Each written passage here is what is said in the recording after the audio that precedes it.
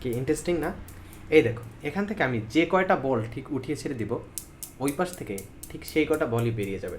এটাকে বলা হচ্ছে নিউটনস ক্র্যাডল, বিকজ নিউটনের ভরবেগের সংরক্ষণ সূত্রটা খুব সুন্দরভাবে এটার মাধ্যমে এক্সপ্লেন করা যায়। শুধুমাত্র নিউটনস ক্র্যাডলের মাধ্যমে যেটা তোমরা দেখতে পাবে এরকম না, অনেকগুলো সিমুলেশন আছে। জাস্ট তোমরা যদি গুগলে নিউটনস ক্র্যাডল সিমুলেশন লিখে সার্চ দাও তাহলেও কিন্তু এটা তোমরা পেয়ে যাবে। জাস্ট দেখো, এখানে একটা বল, তারপর হচ্ছে দুইটা বল একসাথে উঠিয়ে ছেড়ে দিতে পারবে, তারপর হচ্ছে প্রত্যেকটা বলের ভরগুলোকে তোমরা হচ্ছে কন্ট্রোল করতে পারবে এখান থেকে। তারপর হচ্ছে ফ্রিকশন থাকবে কি থাকবে না, ফ্রিকশন থাকবে কি থাকবে না মানে হচ্ছে এটা স্বাভাবিক অবস্থা আসলে সারা জীবন চলতে থাকার কথা, বাট আমরা যখন স্বাভাবিক অবস্থায় দেখি, মানে পৃথিবীতে এটা যখন করি, এক্সপেরিমেন্টটা করি, তখন দেখা যায় যে একটু পরে থেমে যাচ্ছে। কারণ কি? বাতাসের বাধা, তারপর এদের মধ্যবর্তী যে ফ্রিকশন বা ঘর্ষণ আছে সেগুলোর কারণে।